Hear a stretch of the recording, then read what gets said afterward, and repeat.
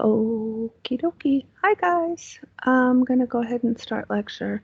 So today we're going to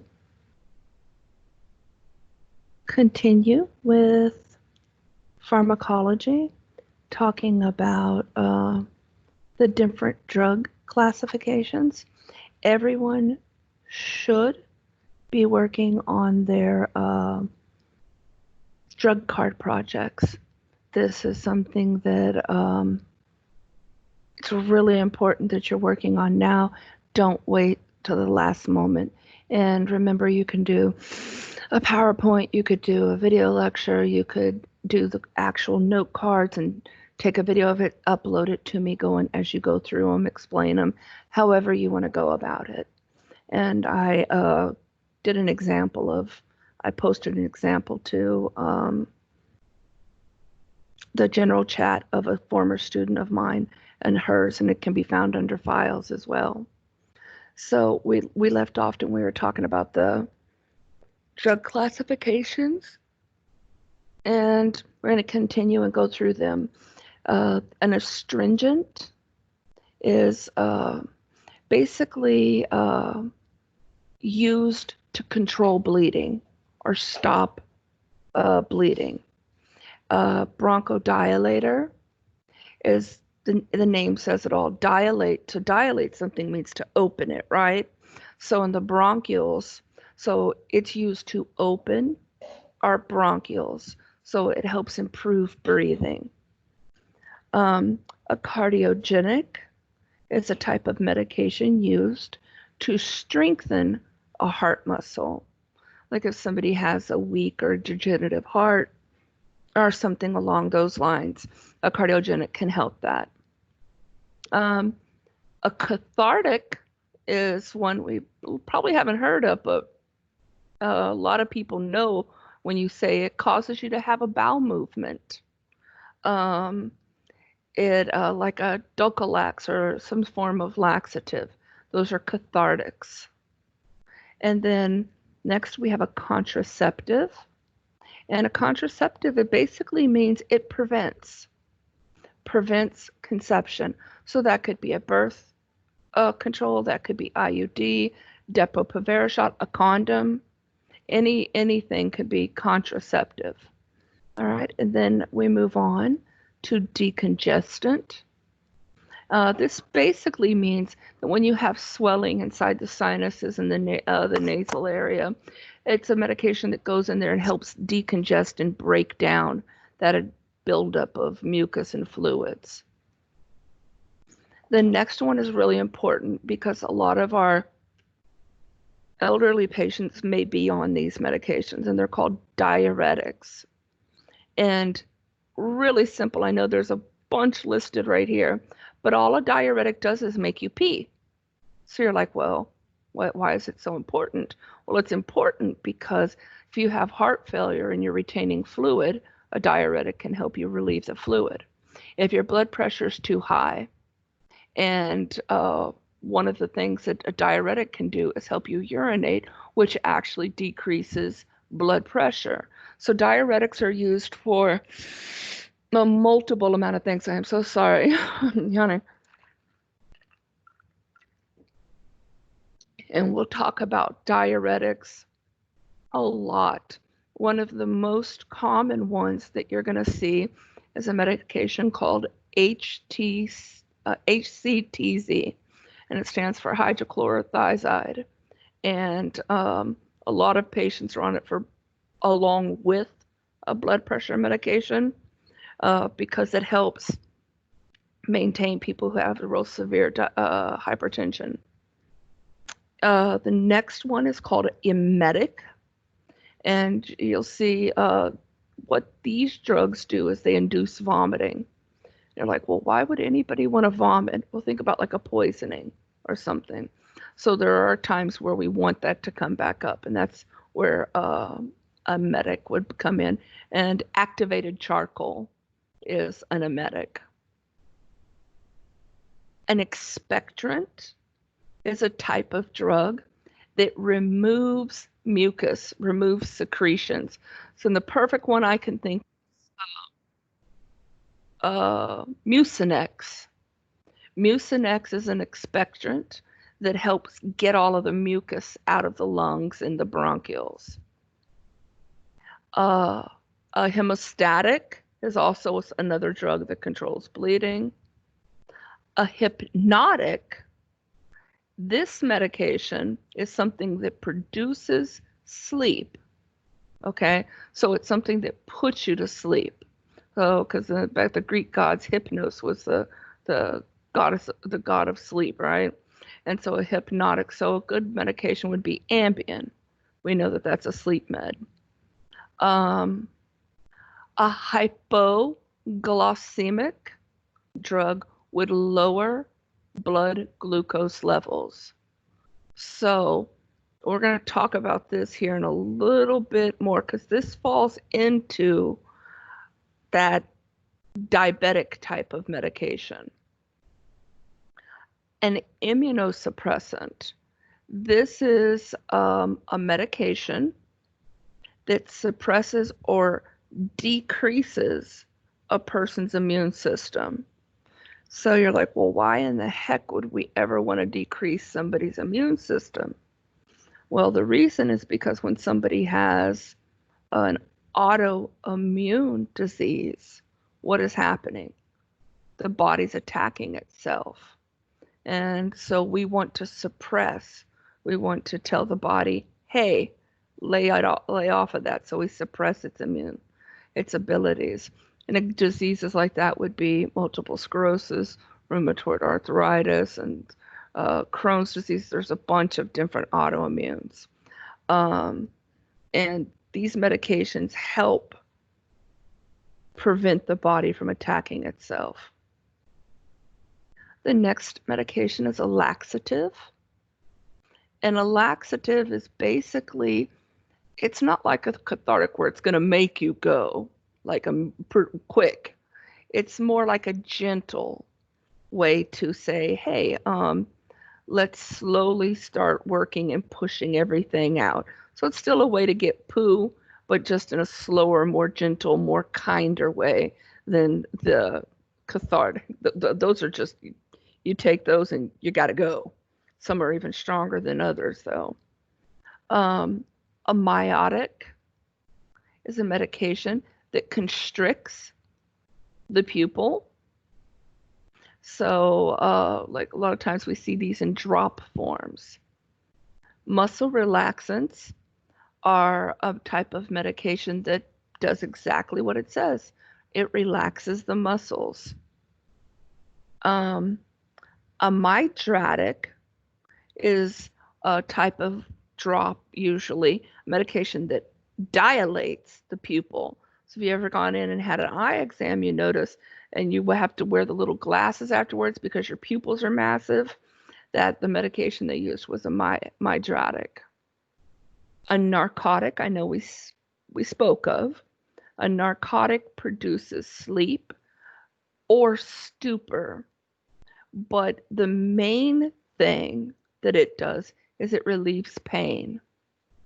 Okay, and we know that narcotics are opioid based, meaning that they come from a poppy opioid type of substance.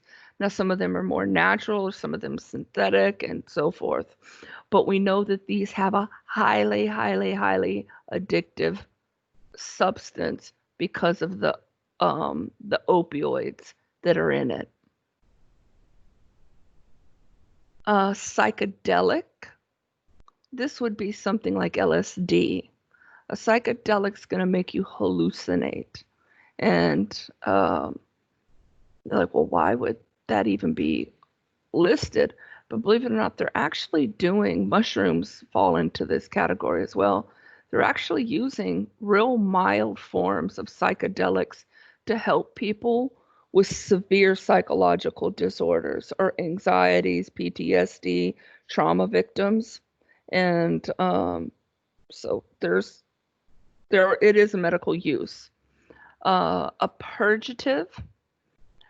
This is kind of the extreme of all of the other ones we were talking about. A purgative basically makes you take it, you have it administered, you're gonna poo. So it's going to be almost, it's kind of like a immediate kind of thing. A sedative relaxes you, but doesn't necessarily put you to sleep. Okay. And then a statin. This is a very important one. Lots of our patients are going to be on statins. Statin controls cholesterol and lipid, or fat levels that are in the blood, right? And we know how important maintaining our cholesterol levels are. And some people, their genetics prevent them from doing that, or they eat a really bad diet, or alcohol, or cigarettes, that kind of thing. And they have high cholesterol. So statins help reduce that. A stimulant. A stimulant speeds up the heart and the respiratory. And the reason that we give stimulants is to increase alertness. So somebody who had narcolepsy, they'd be given a stimulant. But we've also found out that if we give a stimulant in small doses to somebody who has ADHD, it actually helps them focus. So there's different uses. Tranquilizers. Tranquilizers are a very hardcore medication that's given if somebody is just at a mental breaking point, or somebody's just gone hysterical or dangerous or out of control. A tranquilizer can be used to help calm them, and it does it quickly. I've seen a tranquilizer save a couple of students and a doctor's life one time in the ER because of somebody who was high on PCP and literally had things and swinging at the doctors and students, and we had a little tiny nurse walk up behind him and right in the arm, and he was out. So we know what a vaccine is. A vaccine gives us resistance to a disease. So it's a way for our body to build immunity. A vaso, so your vessels. Dilator is just what it says. It opens our vessels. One of the main reasons we give this is to help lower blood pressure. A vasopressor produces muscle and capillary effects. It helps elevate our blood pressure, and we give that in times of shock and oh goodness, like blood loss, that kind of thing. We'd want to maintain the patient's blood pressure. And then lastly, a vitamin. Vitamins are organic. This means they're naturally found, and they can be either eaten, like something that we eat, or it can be something that we take in pill form. Now, most Americans and all around the world, we don't eat properly. So people do require these, but that's vitamin still is a medication, and it is a vital thing. If your patient comes in, you ask them what medications they are. You always make sure you ask, are you on any vitamins or supplements? Because it's very, very important that the doctor know about whatever else they're taking. Okay? Any questions about any of the drugs before we move on? No? Okay. Geriatric patients are elderly. We know that as we get older, things just don't start, they're not working like they used to. And because of that, we see a lot of our geriatric patients on a lot of medications. So the term we call that and you'd want to write this down, is called polypharmacy, meaning many medications. The patient takes many. Many geriatric patients are going to need assistance. You, as the medical assistant, it is vital that if you're a doctor, because like I said, a lot of times doctors are in and out, zoom, zoom. And so if little Mrs. Jones was, pardon me, given a new medication, say he wanted her to take metformin because her blood sugar's just been running too high. Well, and she doesn't know anything about that. So we're not going to just walk in there and hand her the paper and say, okay, here you go, this is your new med. We want to explain. We want to make sure that she understands, Mrs. Jones, it's important that you get this filled. Your blood sugar's been running really high. Dr. Miller wants you to start this medication. It's called metformin, and it will help decrease your blood sugar, help maintain it and keep you from having high blood sugar. All right. So make sure you give them a brief understanding of it. Okay. That's really important, especially if the directions are difficult, because a lot of times with our elderly people, they might need that explanation to make sure they don't take it improperly, or that they make sure that they know how important it is that they do take it. So always make sure that you spend a little extra time with your geriatric patients. Next, we're talking about a patient's weight. Why would a patient's weight have anything to do with medication? Because most of the medication that we give is weight-based. So the doctors, when they're writing out their prescription, they need to know that a patient's exact weight, especially if it's a pediatric patient. Because pediatric doses, we don't want to put that the kid is, 75 pounds, and in all actuality, they were 25 pounds. The doctor could write too much. It could cause serious harm or even death. Same thing, vice versa, if underweight. So we always, and this is why I think I have told y'all before, pediatric patients are weighed every single visit. And that should be notated and written down, because we need to make sure we're monitoring not only for their growth, their development, but so the fact the case the doctor does need to administer medication or write medication, they know exactly the patient's weight so they can do the calculations. Drug tolerance is a term where you've taken the medication for so long that your body's kind of become used to it. And this happens not just with pain medicines or things. This can happen with any kind of medication. You could be on an antidepressant for too long, and your body's now become kind of tolerant to it. It's not doing exactly what it should be doing. So when a tolerance develops, a lot of times either the doctor will increase the dosage or change the medication. So there are options for that.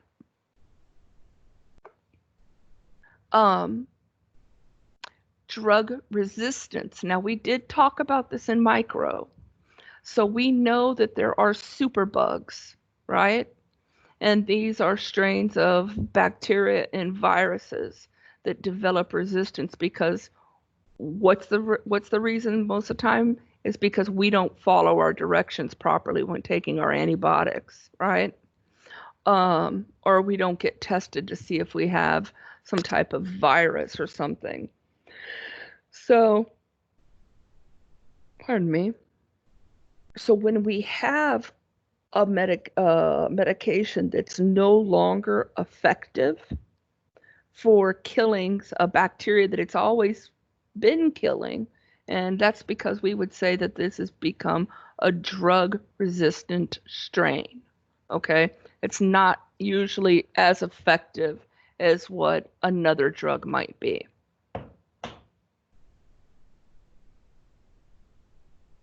The next is a term is habituation. And this basically means not only have you developed a tolerance, but now you also have a psychological dependency. Okay, so habituation ties in with addiction. Okay, so that you'd want to make sure you understood. Habituation, it's not just tolerance, but it's also addiction. All right, and I'm going to actually stop here because I'm not going to do the rights today. But if you want to, you can write all this down so that when we do go over the rights, you have the right answers for the rights. Y'all have any questions? Nope. Okay, well, if y'all are good to go, once we hang up, I'll upload this video to YouTube and post it. Please make sure you are working on your projects and make sure you got your SurveyMonkey turned in. And if you have any questions, I'm here. I'm always here, so don't hesitate, okay? And y'all have a good day, and I'll see you tomorrow. Bye.